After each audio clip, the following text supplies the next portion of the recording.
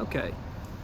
Hey, I'm Dwayne Grice with Grice Connect, and I'm here with the famous painter of Statesboro murals. This is your second project here. So tell us a little bit about yourself. Well, I've been an artist my whole life, and I did go to art school, but also studied architecture and did miscellaneous other things. But I've always made my living off making things, and murals have been kind of a mainstay for me for several years. Well, Statesboro was first introduced to you with the mural the Bulloch County Historical Society commissioned you. They've also commissioned you for this project, which the 1906 mural that you did downtown, and it's just really iconic and just really transformed that whole area downtown. So that was our first introduction to you, and that was an interesting project as well. Well, thank you. Yeah, when you work on a mural, you work on it so long, you look at it so much, you sort of lose sight of what was nice about it. And so we went away for 2 years, my collaborator Michael Kuffel and I, and then I came back and saw the 1906 mural up the street, and wow, I thought that's really great, But it's such a contrast from when I left, which I thought, oh, I could have done this that way, or I wish I'd done this, or but no complaints. Life of an artist, it's perfect. But the one thing about it is, no project is ever done, is ever good. It can always be better, and so there's always this sort of built-in frustration at the end of a project and deciding when to walk away. And this one's no different.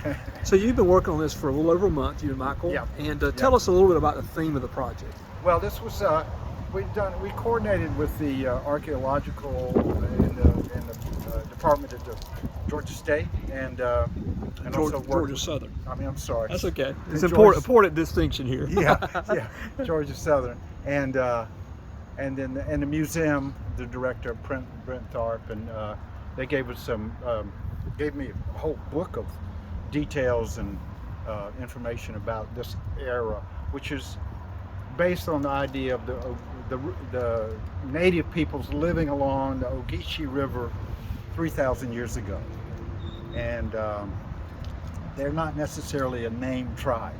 It was a time of a lot of migration. People came in, got the food, and moved on. And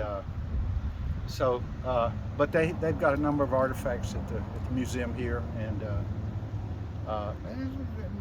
I've never had any mural subject, anything like this, and so it's interesting.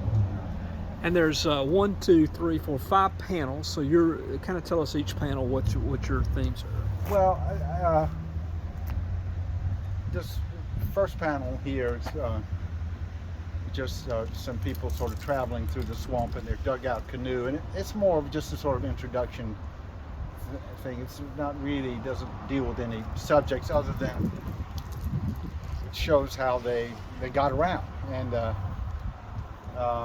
this next one is sort of the edge of the village. They ate a lot of mussels, freshwater mussels, and as they told me,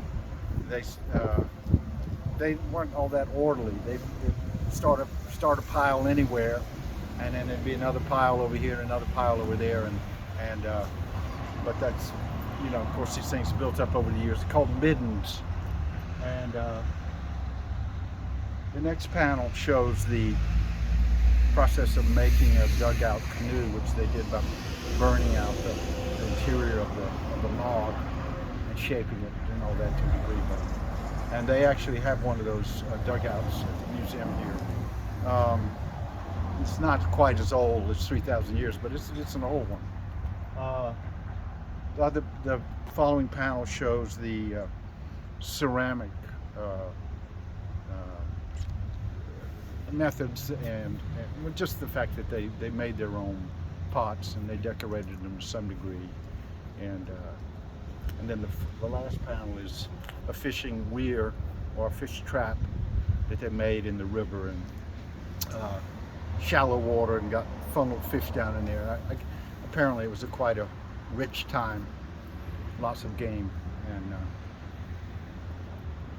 so it was this is just to show a little slice of life of the Ogeechee 3,000 years ago.